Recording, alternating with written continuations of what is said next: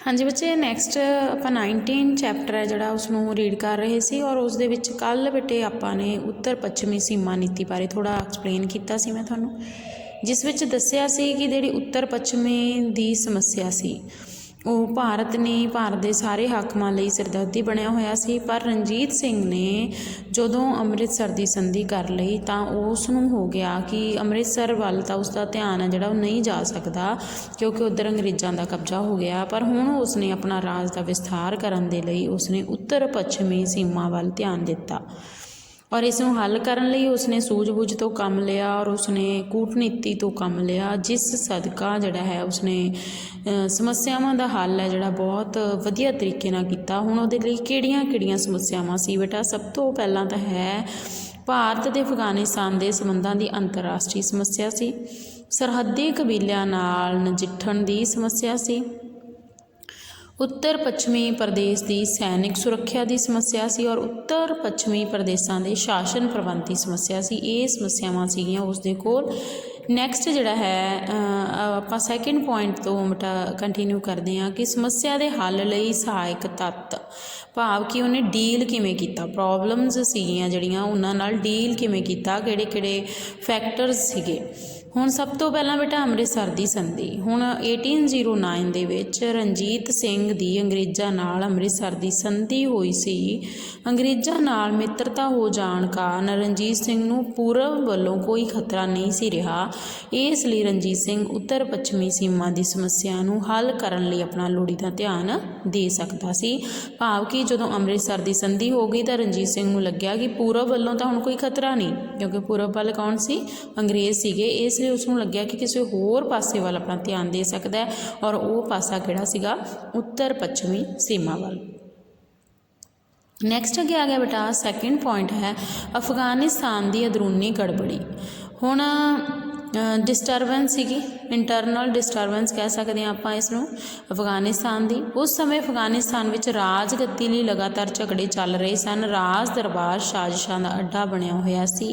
इस कारण अफगानिस्तान दे विच अराजकता फैली हुई सी। अजिहे हालात विच अफगानिस्तान के बादशाह उत्तर पश्चिमी सीमा वाल पूरा ध्यान ना दे सके। हुण इत्थे जिहड़ी गल कीती है बेटे कि उस समय राजगद्दी लई झगड़ा बनिया होया सी।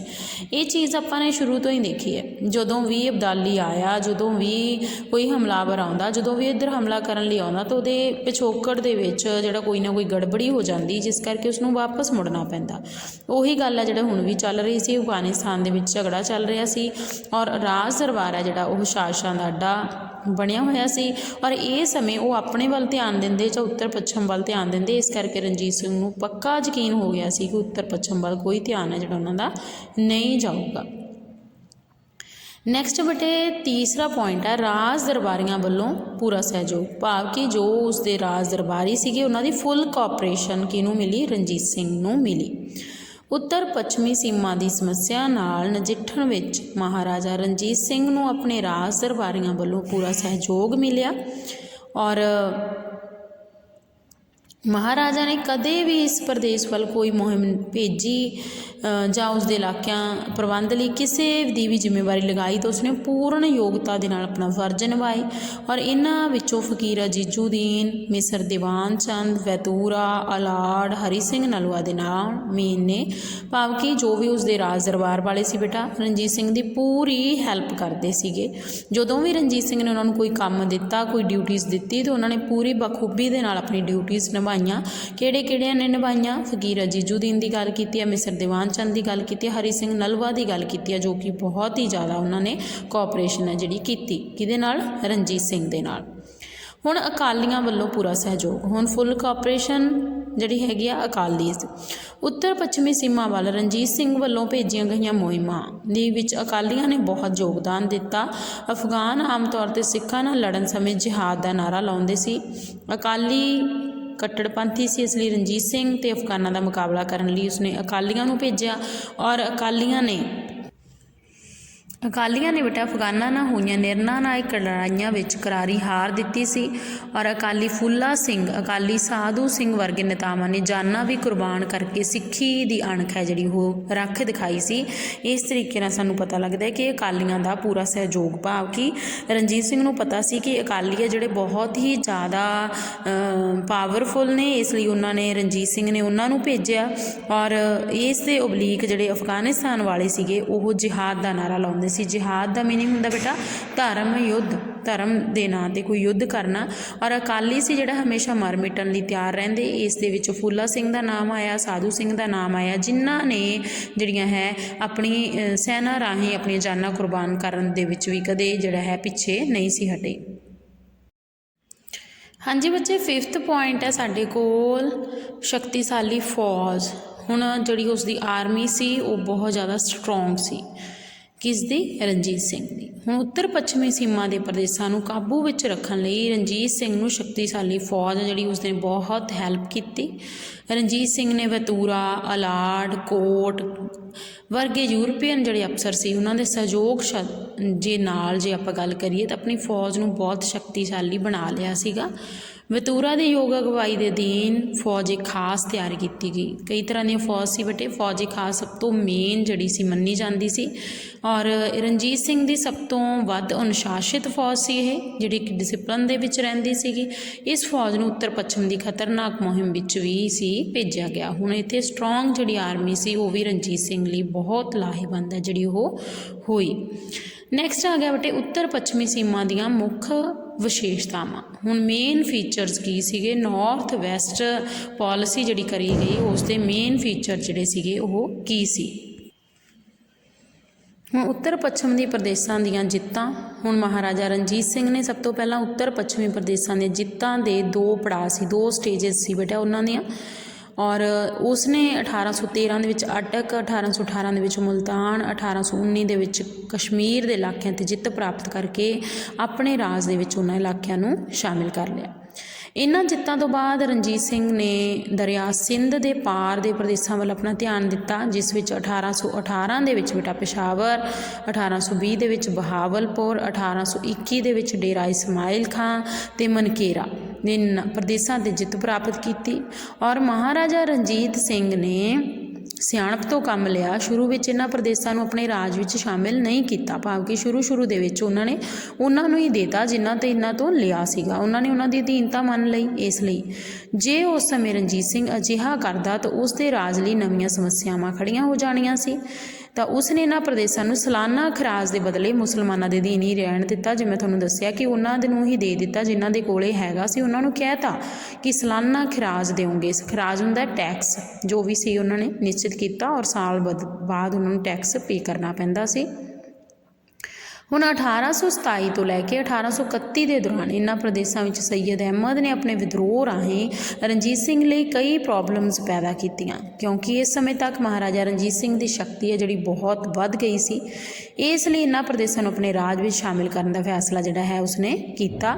ਤਾਂ ਰਣਜੀਤ ਸਿੰਘ ਨੂੰ ਲੱਗਿਆ ਕਿ ਹੁਣ ਜਿਹੜਾ ਹੈ ਉਸਨੂੰ ਆਪਣੇ ਸਾਮਰਾਜ ਵਿੱਚ ਉਹਨਾਂ ਨੂੰ ਸ਼ਾਮਿਲ ਕਰ ਲੈਣਾ ਚਾਹੀਦਾ। ਇਸ ਲਈ ਰਣਜੀਤ ਸਿੰਘ ਨੇ 1831 ਦੇ ਵਿੱਚ ਡੇਰਾ ਗਾਜ਼ੀ ਖਾਂ, 32 ਦੇ ਵਿੱਚ ਟੋਕ, 33 ਦੇ ਵਿੱਚ ਬੰਨੂ, 34 ਦੇ ਵਿੱਚ ਪੇਸ਼ਾਵਰ ਔਰ 36 ਦੇ ਵਿੱਚ ਬੇਟਾ ਡੇਰਾ ਇਸਮਾਇਲ ਖਾਂ ਨੂੰ ਆਪਣੇ ਰਾਜ ਵਿੱਚ ਸਾਮਰਾਜ ਦੇ ਵਿੱਚ ਸ਼ਾਮਿਲ ਸੀ ਜਿਹੜਾ ਉਹ ਕਰ ਲਿਆ। ਨੈਕਸਟ ਅੱਗੇ ਆ ਗਿਆ ਬੇਟਾ ਅਫਗਾਨਿਸਤਾਨ 'ਤੇ ਕਬਜ਼ਾ ਨਾ ਕਰਨ ਦਾ ਫੈਸਲਾ। ਹੁਣ ਉਸ ਨੇ ਕੀ ਡਿਸੀਜ਼ਨ ਕੀਤਾ ਕਿ ਮੈਂ ਅਫਗਾਨਿਸਤਾਨ 'ਤੇ ਕਬਜ਼ਾ ਪੱਕੇ ਤੌਰ 'ਤੇ ਨਹੀਂ ਕਰਨਾ। ਰਣਜੀਤ ਸਿੰਘ ਨੇ ਅਫਗਾਨਿਸਤਾਨ 'ਤੇ ਕਬਜ਼ਾ ਦਾ ਕਦੇ ਕੋਈ ਯਤਨ ਨਹੀਂ ਕੀਤਾ। ਉਹ ਬੜਾ ਸੂਝਵਾਨ ਸੀ, ਨੇਤਾ ਸੀਗਾ। ਕਦੇ ਵੀ ਇੱਕ ਥਾਂ ਪੈਰ ਪੱਕੇ ਕਰਨ ਤੋਂ ਬਿਨਾਂ ਅੱਗੇ ਨਹੀਂ ਸੀ ਪੁੱਟਦਾ ਕਿ ਆਹ ਵੀ ਹੋ ਜੇ, ਆਹ ਵੀ ਹੋ ਜੇ, ਇਸ ਤਰ੍ਹਾਂ ਨਹੀਂ ਸੀ ਕਰਦਾ। ਉਹ ਹਮੇਸ਼ਾ ਸੂਝ-ਬੂਝ ਤੋਂ ਕੰਮ ਹੈ ਜਿਹੜਾ ਉਹ ਲੈਂਦਾ ਸੀਗਾ।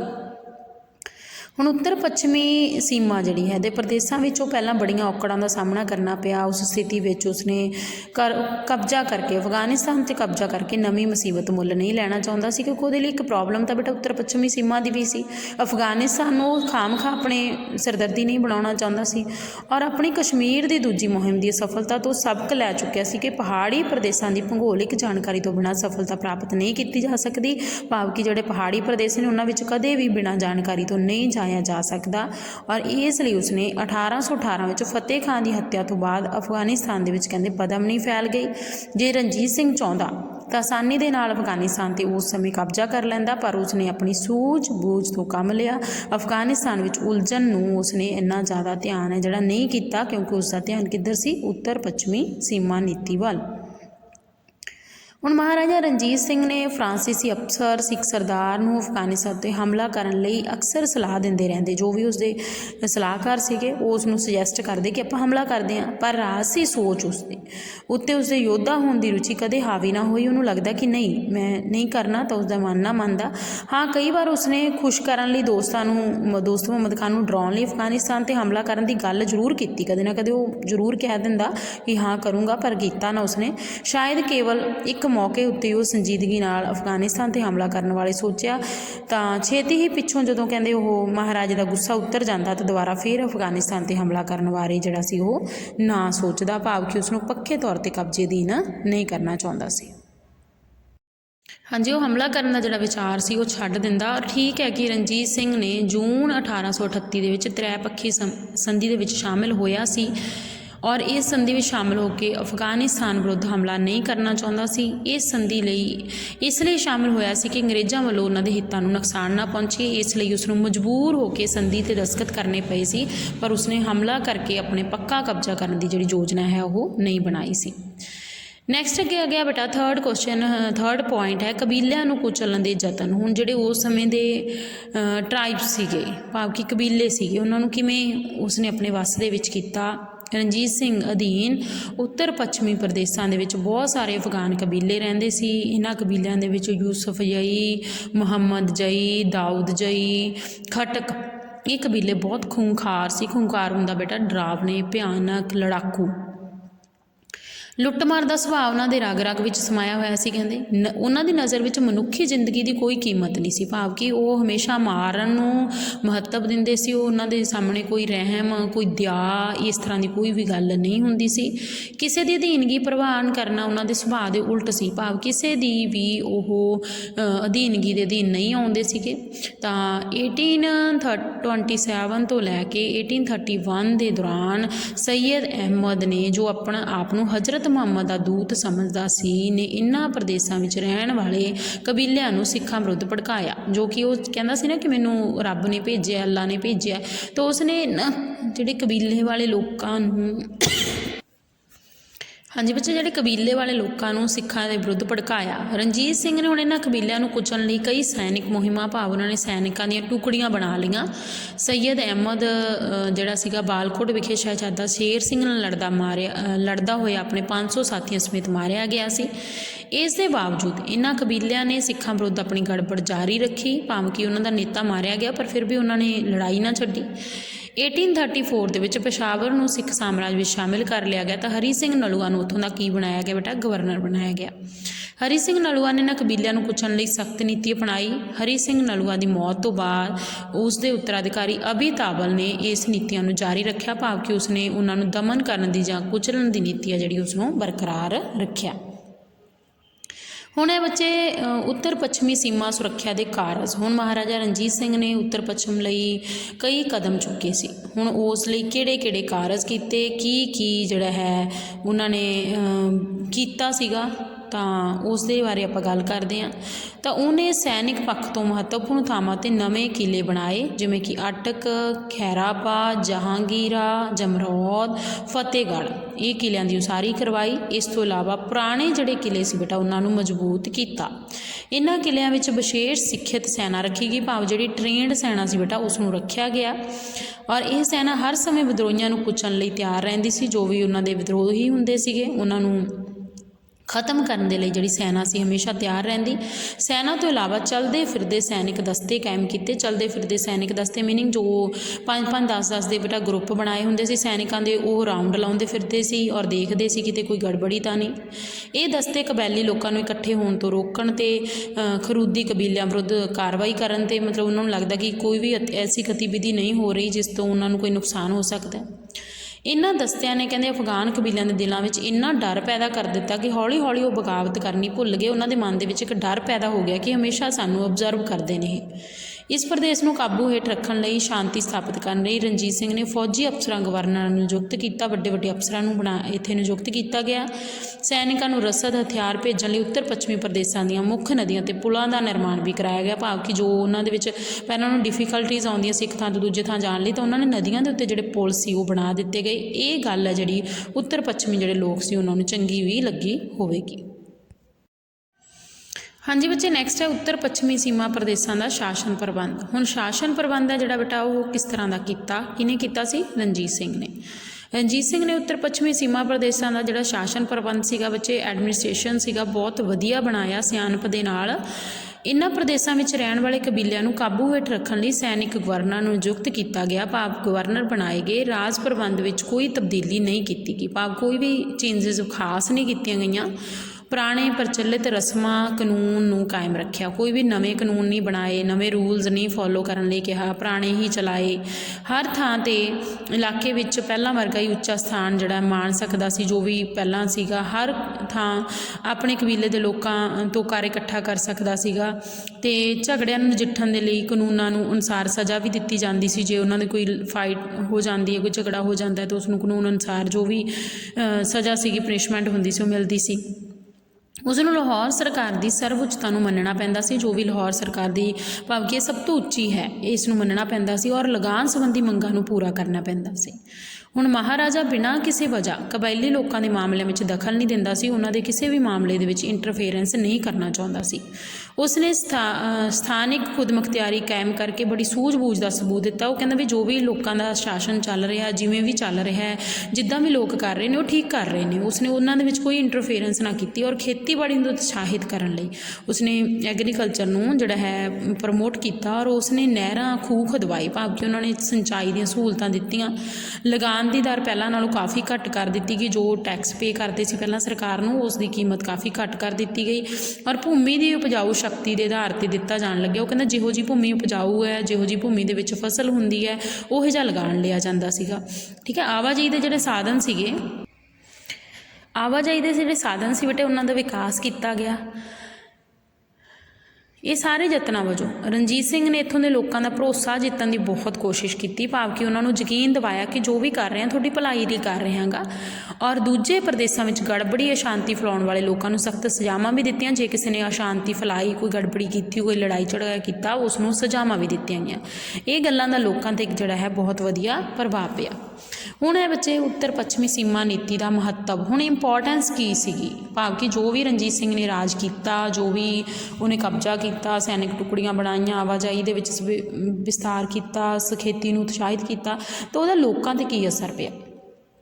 ਰਣਜੀਤ ਸਿੰਘ ਨੇ ਆਪਣੀ ਉੱਤਰ ਪੱਛਮੀ ਸੀਮਾ ਦੀ ਸਮੱਸਿਆ ਨੂੰ ਕਾਫੀ ਹੱਦ ਤੱਕ ਸਫਲ ਰਿਹਾ ਹੱਲ ਕਰਨ ਦੇ ਲਈ। ਉਸਨੇ ਮੁਲਤਾਨ, ਕਸ਼ਮੀਰ, ਪਸ਼ਾਵਰ, ਅਫਗਾਨਿਸਤਾਨ ਦਾ ਇਹਨਾਂ ਦੇ ਪ੍ਰਭਾਵ ਦੀਨ ਖਤਮ ਕਰ ਦਿੱਤਾ ਗਿਆ। ਹੁਣ ਰਣਜੀਤ ਸਿੰਘ ਇੱਕ ਮਹਾਨ ਸਫਲਤਾ 'ਤੇ ਉੱਤਰ ਪੱਛਮੀ ਸੀਮਾ ਵੱਲ ਵਿਦਰੋਹ ਨੂੰ ਕੁਚਲ ਕੇ ਸ਼ਾਂਤੀ ਸਥਾਪਿਤ ਕੀਤੀ। ਉਸਨੇ ਆਵਾਜਾਈ ਦੇ ਸਾਧਨਾਂ ਨੂੰ ਵਿਕਸਿਤ ਕੀਤਾ, ਖੇਤੀਬਾੜੀ ਨੂੰ ਉਤਸ਼ਾਹਿਤ ਕੀਤਾ, ਲਗਾਨ ਦੀ ਦਰ ਪਹਿਲਾਂ ਨੂੰ ਘੱਟ ਕਰ ਦਿੱਤੀ ਗਈ ਔਰ ਜਿਹੜੇ ਲੋਕ ਸੀ ਉਹ ਖੁਸ਼ਹਾਲ ਹੋ ਗਏ।